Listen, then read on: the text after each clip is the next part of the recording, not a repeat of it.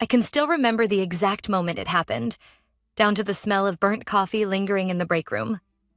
It was a Wednesday morning. I had just finished preparing the quarterly reports when I noticed unfamiliar footsteps echoing through the hallway. Sharper, louder, confident but not the good kind. I glanced up from my desk. And there he was, Zach, the founder's son.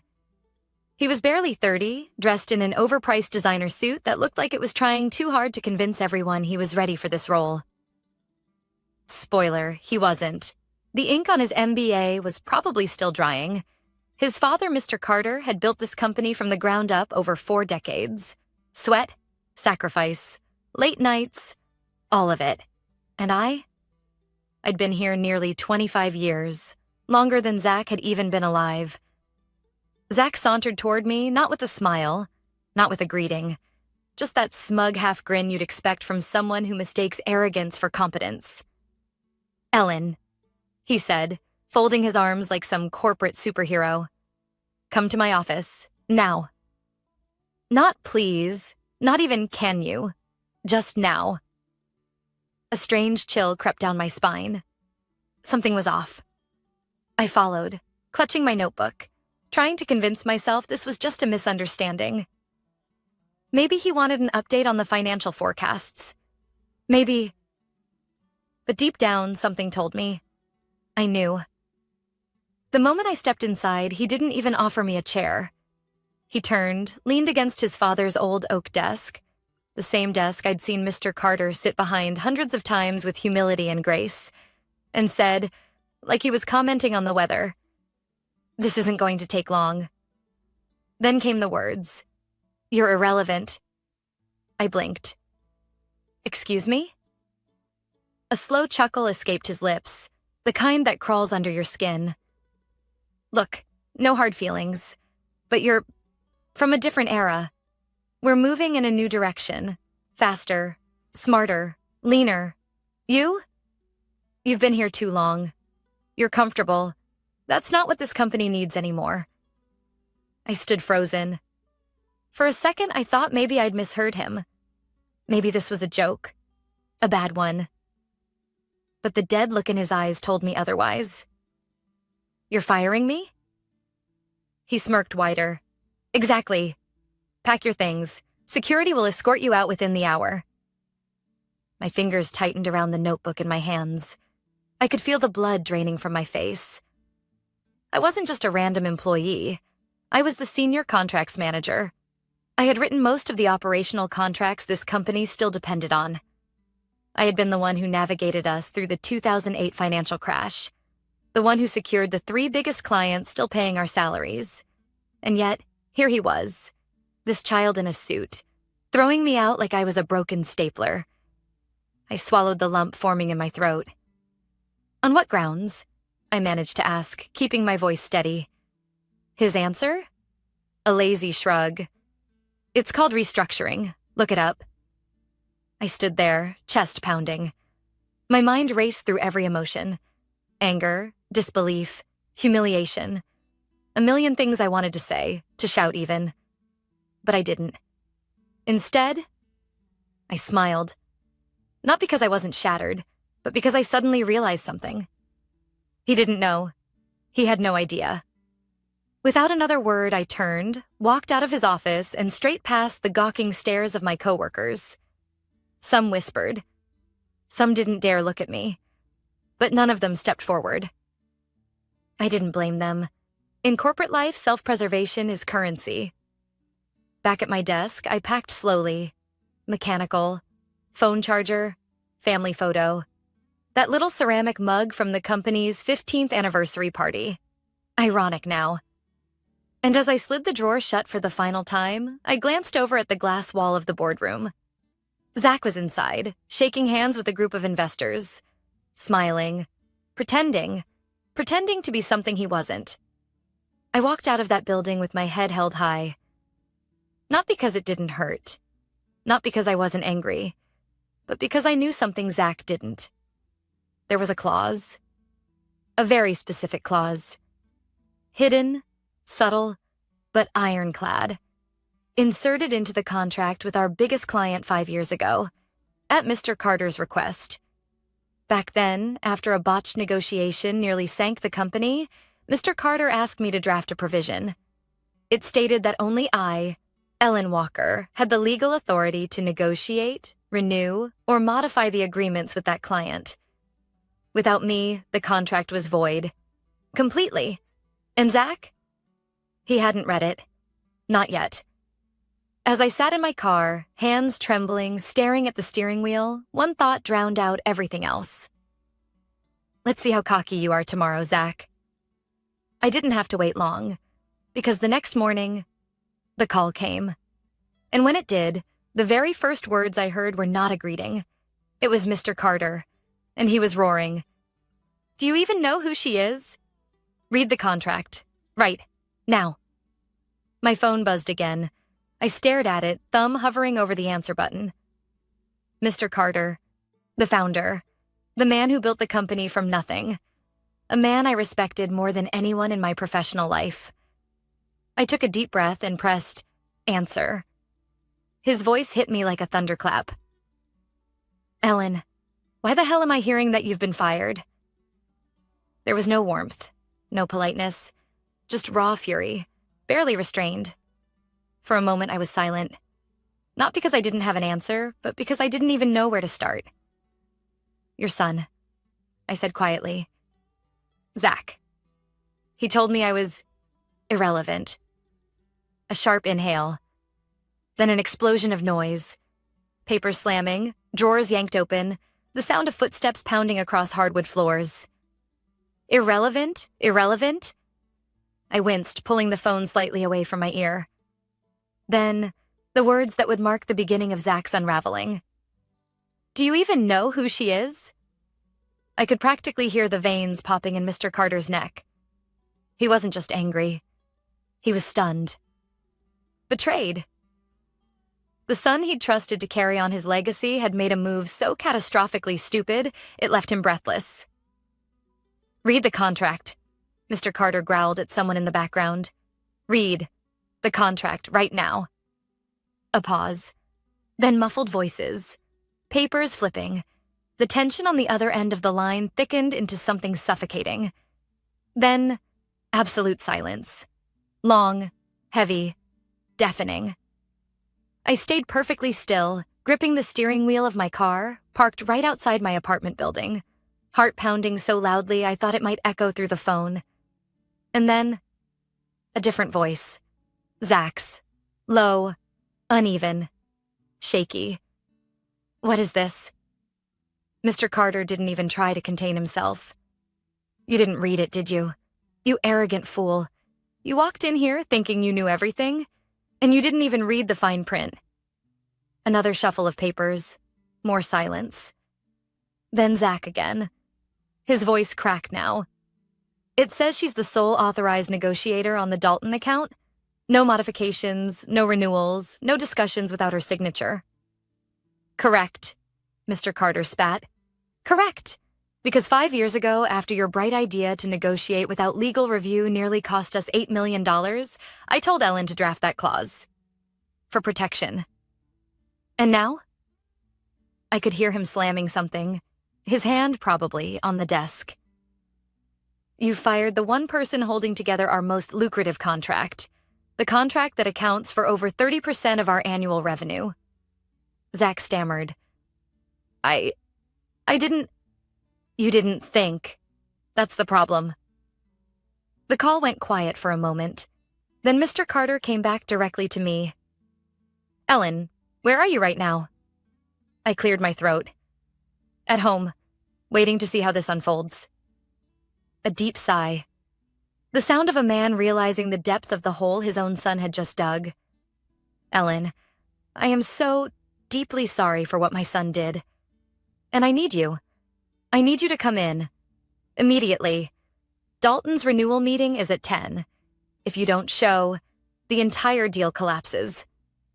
A strange mix of emotions swirled in me. Part of me wanted to let it burn.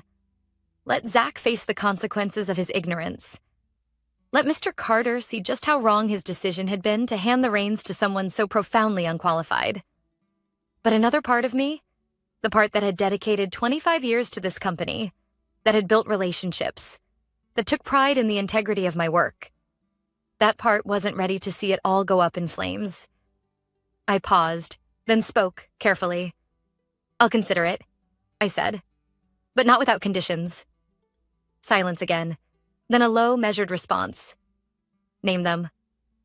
My hands stopped trembling. "I want everything in writing," I said. "My role, my authority, my job security. And I want Zach nowhere near me, nowhere near my department, no power over my work." "Zero done," Mr. Carter said without hesitation. "And one more thing," I added, voice sharp now. "I'm not walking through the employee entrance." A chuckle. Dry. Tired, but genuine. Fair enough. I hung up and sat in my car for a moment longer, watching the morning sun hit the edge of the high-rise where I had spent more than half my professional life. Then my phone buzzed again. 3 missed calls, all from Zach. I didn't answer. The 4th buzz was a text. I glanced down. "Ellen, this was a misunderstanding. Let's be professional about this. We need you back. Call me." I smiled. A slow, satisfied, deliberate smile. No apology, no accountability, just panic, disguised as professionalism. I pocketed the phone, stepped out of the car, and straightened my jacket. Because today I wasn't just going back to work. I was going back on my terms. And something told me Zach had no idea just how bad this day was about to get. By the time I arrived at the office, it was just after 9:30 a.m. But this time, I didn't park in the employee lot. I pulled right into the visitor's entrance, the front circle usually reserved for board members and VIP clients.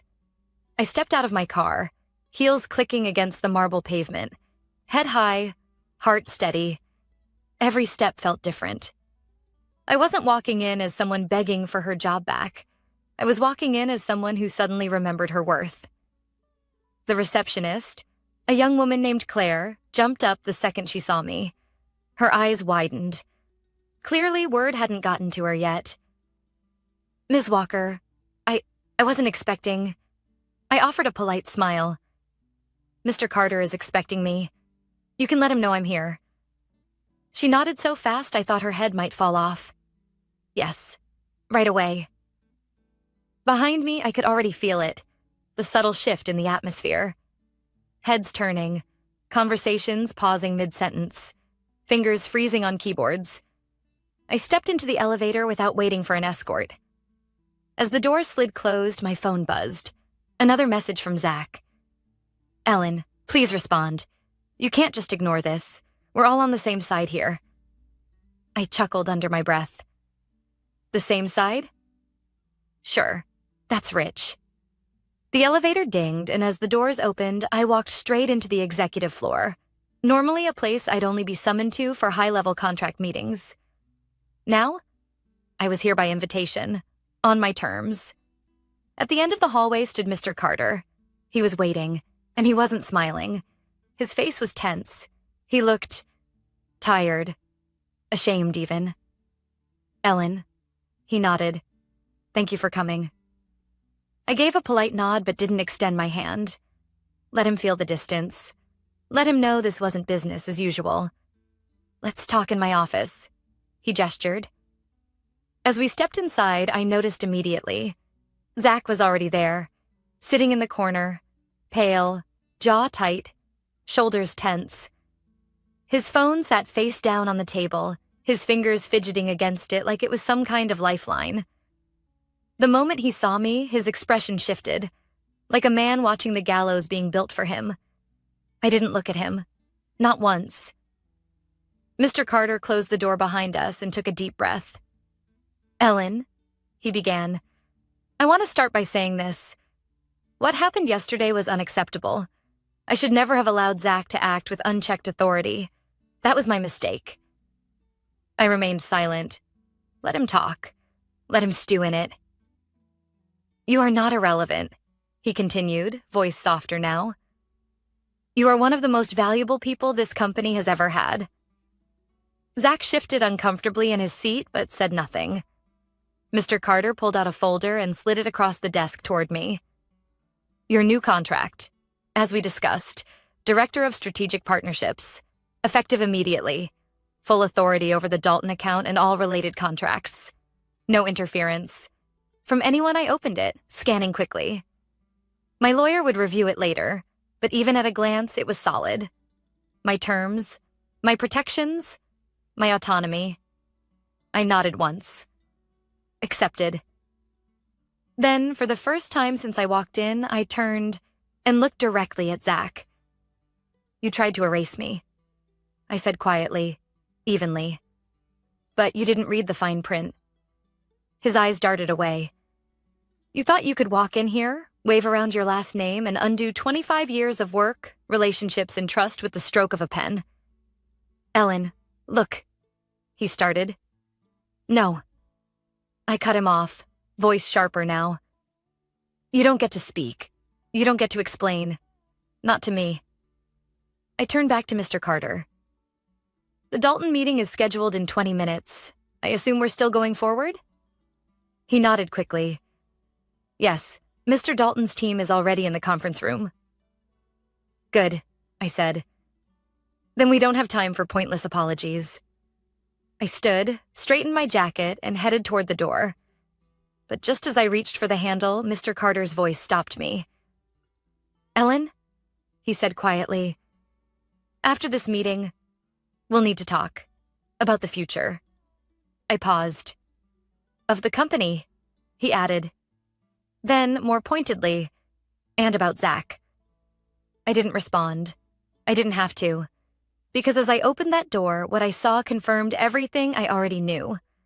The hallway was lined with people, employees who had heard the rumors, the whispers, the fallout. Some pretended to be busy. Others just watched. And when I walked toward the conference room, it wasn't with the cautious, careful steps of someone begging for a second chance. It was the stride of someone who knew. She was the reason this place hadn't fallen apart already. I glanced sideways through the glass wall of the conference room. There sat Mr. Dalton and his team, waiting. On the other side of the glass, pacing like a caged animal, Zach. His face wasn't smug now. It was pale, tight, panicked. And as I opened the conference room door, I watched him stop mid-pace, jaw locking, eyes widening. Because in that moment, he realized something. This wasn't his company anymore. Not in any way that mattered. The moment I stepped into the conference room, the atmosphere shifted. Not just for me, but for everyone sitting at that polished mahogany table. Mr. Dalton, a stern man in his late 50s, turned immediately. His expression softened when he saw me. His two senior advisors, Lena and Mark, exchanged glances but nodded in acknowledgement. Ellen, Mr. Dalton said, standing slightly. Good to see you. I offered a polite, measured smile. Thank you for waiting. His eyes narrowed for a brief moment. I was starting to wonder if, well, you know. His gaze flicked toward the glass wall, toward Zach, who was still pacing outside like a shark denied the water. Oh, I know, I replied calmly, sliding my files onto the table. But rest assured, we're proceeding as planned. Mr. Carter entered a moment later, closing the door behind him firmly. He nodded at the Dalton team but avoided looking at his son entirely. Apologies for the confusion, he said. There's been internal restructuring. A diplomatic way to phrase, my son tried to tank the company. Mr. Dalton raised a skeptical brow. We've been doing business together for, 13 years now? And yet, when we arrived this morning, someone told my team that Ellen no longer worked here.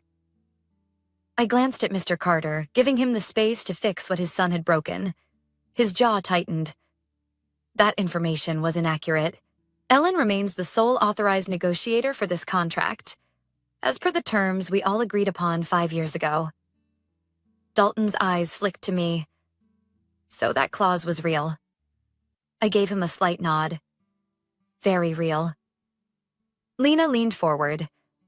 I assume then the rumors about changes in leadership are also inaccurate. I kept my expression perfectly neutral. We are here to discuss the future of this partnership. Everything else is noise. Dalton cracked a grin. Glad to hear it. Outside the glass, I caught sight of Zach, still pacing, phone pressed to his ear. His face was red, his movements frantic. He was watching, but he couldn't come in. He had no authority here, not today, and he knew it. "Let's begin," I said, flipping open the final draft of the contract renewal. As discussed in our previous correspondence, the terms have been adjusted to account for the increased logistics costs on your side. For the next 40 minutes, it was business. Precise, professional. Exactly the kind of high-stakes negotiation I'd handled dozens of times before, but never with quite this much on the line. Every glance from Mr. Dalton carried an unspoken question. Is this company stable? Are they still the partner we trust? Every line of the contract was a chance to reassure him that, yes, we were. Or rather, I was.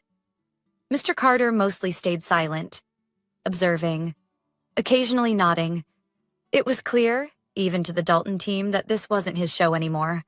Not in this room. This was mine. As we neared the close, Mr. Dalton leaned back in his chair, tapping his pen against his notebook.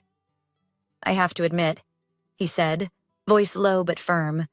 "When we heard Ellen was out, we were already preparing to walk." Mr. Carter flinched but said nothing. Dalton continued. "But seeing her here, knowing she's still handling this, that makes all the difference." He clicked his pen shut and smiled. "You have a deal." Relief didn't hit me like a wave. It was quieter than that. More like the tension in my chest slowly releasing, inch by inch. We stood, shook hands. Lena and Mark followed suit. "By the way," Dalton added as he gathered his things, "you might want to tighten your chain of command. Chaos isn't a good look." Mr. Carter nodded stiffly. Understood. As the Dalton team filed out, I walked them to the elevator. Lena paused before stepping in. "Ellen," she said quietly, "if things ever change around here, you call me. Seriously, you deserve better than this circus." I smiled, genuine this time. "Thank you, Lena. I'll remember that." As the elevator doors closed, I turned back toward the conference room, just in time to see Zach storming toward me. His face was twisted, anger, panic, disbelief, all rolled into one. "You just had to make me look bad," he spat, voice low but shaking. I tilted my head, completely calm now. "Zach, you did that all by yourself." He opened his mouth to respond, but a voice cut through the hallway before he could. "Zach." It was Mr. Carter. His tone was cold. Final. "My office. Now." Zach looked like he wanted to protest, but one look at his father's face told him better. I watched as they disappeared down the hall, the tension between them so thick it felt like the air itself might snap. For a moment, I stood there alone.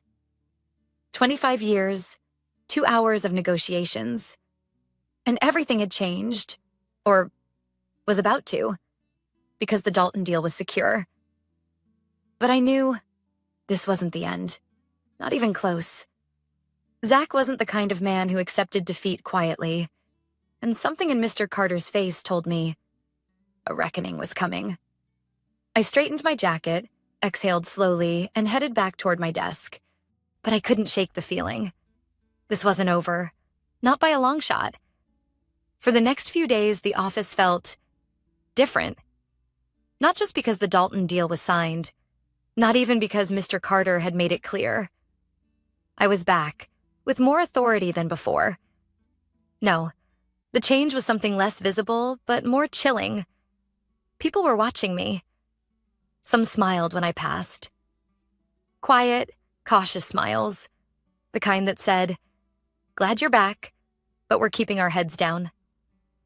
Others couldn't even meet my eyes. Their conversations dropped to whispers the moment I stepped into the hallway. You could almost feel it in the air. An electric tension, like the entire building was holding its breath. Zach wasn't pacing anymore. But he wasn't gone either. His office door stayed shut most of the day, but every now and then I'd catch glimpses. Him slipping into closed-door meetings with a few department heads, leaning over someone's desk, whispering, sometimes laughing, but never looking in my direction. I knew that laugh. I'd heard it before, right before he fired me. And something told me he hadn't accepted his defeat. Not really.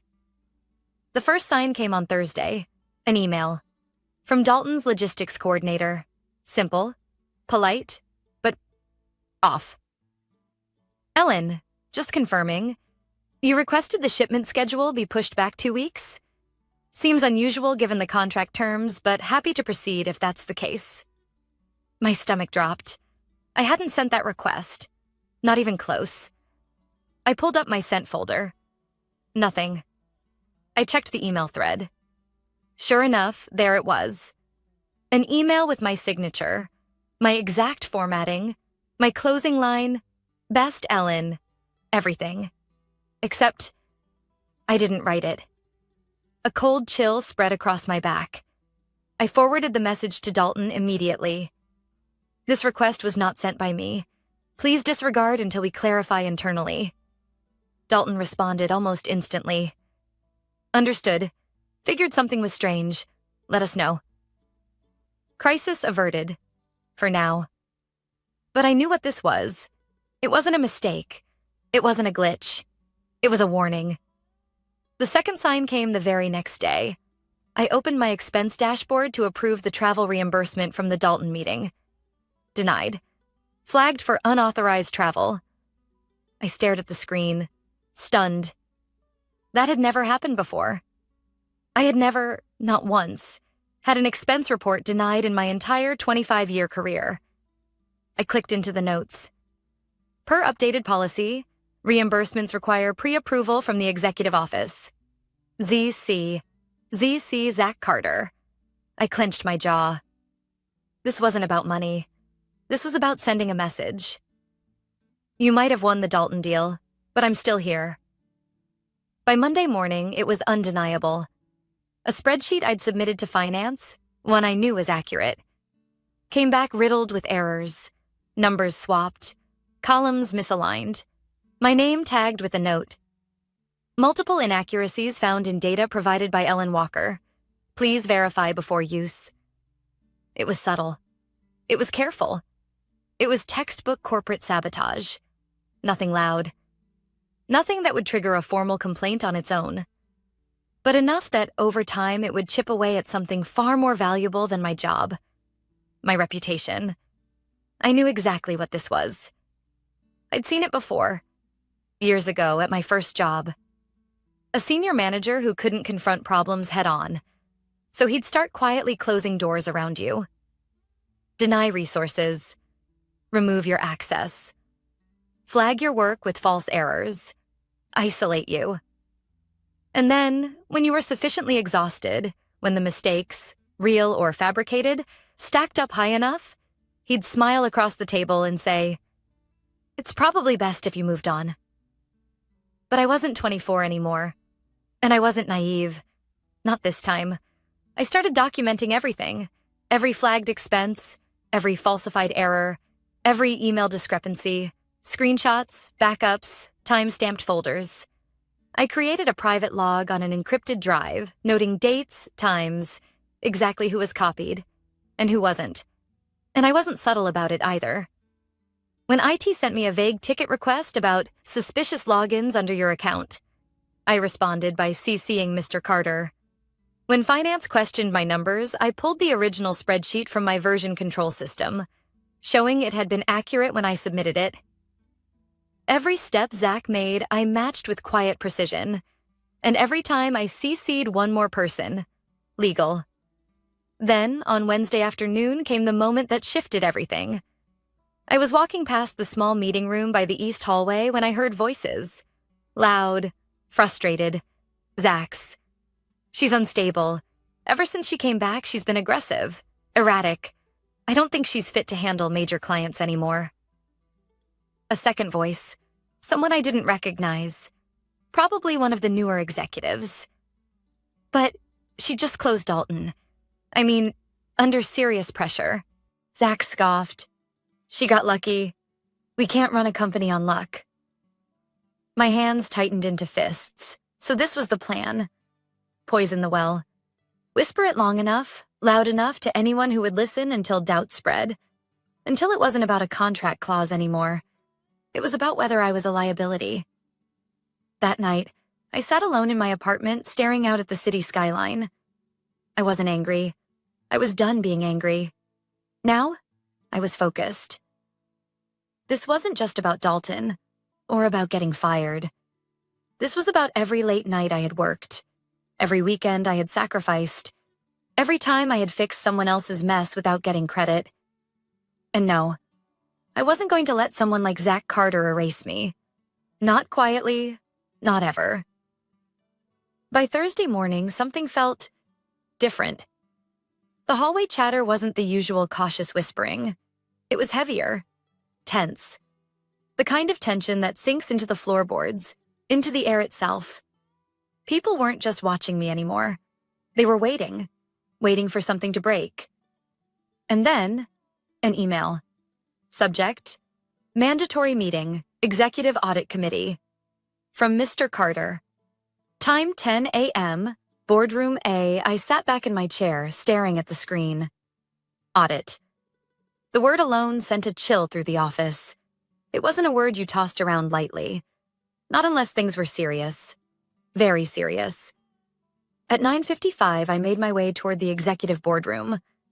The hallway was lined with faces, some pretending to check their phones, others blatantly staring. Everyone knew this wasn't just a normal meeting. When I stepped inside, the room was already half full. Mr. Carter sat at the head of the table, face unreadable. Next to him were two internal auditors, David, the lead, and Monica from compliance. Their laptops were open, a folder thick with documents between them. Zach was there too, slouched in his chair, arms crossed, his foot tapping against the leg of the table like a man holding back a panic attack. When he saw me walk in, his face tightened. He tried for that arrogant smirk he always wore. But it flickered, faltered, because even he knew this wasn't going to go his way. Thank you, everyone, Mr. Carter began, his voice colder than I'd ever heard it. This meeting concerns recent irregularities flagged by our internal audit. David cleared his throat, flipping open the folder. We've spent the last week investigating a series of system anomalies, login irregularities, altered spreadsheets, falsified communications. Our findings show that these were not external breaches. They were internal. He turned his laptop slightly, displaying a web of login logs. Specifically, we traced unauthorized activity to devices logged in under two main credentials, Zach Carter's executive assistant and Zach Carter himself. Zach shot upright. That's insane. Anyone could have... David raised a hand. Let me finish. He clicked to the next slide, an activity timeline. Multiple incidents were cross-referenced. Expense report denials flagged under Zach's credentials. Fabricated emails generated from devices assigned to his assistant, but manually logged in using credentials traced back to Zach's executive account. A long, suffocating silence. Zach's bravado cracked wide open. You don't have proof, he hissed, but his voice was shaking now. This is circumstantial. David didn't even flinch. Actually, it's not. He flipped to the next page. Here's the security footage from October 3rd. 4:57 p.m., Zach manually logging into a shared terminal outside the break room. The same terminal used to send the falsified shipment request to the Dalton Group. Zach's face went pale. And Mr. Carter? He didn't yell. He didn't slam the table. He just sighed. The kind of sigh that carried 40 years of building something, only to watch someone reckless try to burn it down in weeks. Zach, Mr. Carter said quietly, I gave you chance after chance. I defended you when the board doubted you. I told myself you just needed time to grow into this. But this... He shook his head. This is theft. Sabotage. An attack on the very people who kept this company alive long before you ever stepped foot in here. Zach opened his mouth, closed it. His hands trembled. Effective immediately, Mr. Carter continued. You are terminated from this company, permanently. Your shares are frozen pending legal review. Security is waiting outside this room. Zach shot up. You can't do this. I'm your son. Mr. Carter's eyes didn't soften. I am your father, but in this room I am the CEO, and this is business. Security entered quietly. Zach looked between them, then at me. And for the first time since this entire nightmare began, he didn't look smug. He looked small, powerless. They escorted him out without a word. When the door closed behind him, the silence was heavy. For a moment, no one spoke. Then Mr. Carter turned to me. Ellen, he said, voice softer now but steady. I owe you more than an apology. I owe you the future of this company. He slid a new folder across the table. Inside, an offer. Chief Operating Officer, COO, an executive seat. Full authority over client relations, contracts, and internal operations. Reporting directly to Mr. Carter. No one else. I don't just want you to stay, he said. I want you to help me rebuild this, the right way. I sat there for a long moment, processing it, feeling every emotion swirl together. Vindication, relief, and something else. A quiet kind of pride. I'll do it, I said, but on one condition. His brows lifted. Anything. No more looking the other way, I said. No more protecting people because of who they are. Not family, not friends, not anyone. His gaze didn't waver. Agreed. That afternoon, as I walked back through the office, the energy had shifted entirely. People smiled, not the cautious, guarded smiles from before. Genuine, grateful. A junior analyst I barely knew gave me a thumbs up as I passed. Someone from HR mouthed, "Thank you." And I realized, this wasn't just my win. It was a win for everyone who had ever been dismissed, underestimated, or pushed aside by someone who thought power was their birthright. I reached my new office, temporary for now, while renovations were underway. I stood for a moment, looking at the blank nameplate on the door, and I smiled. Because this wasn't just a comeback. It was a reminder. You don't get to erase people just because you're holding the pen.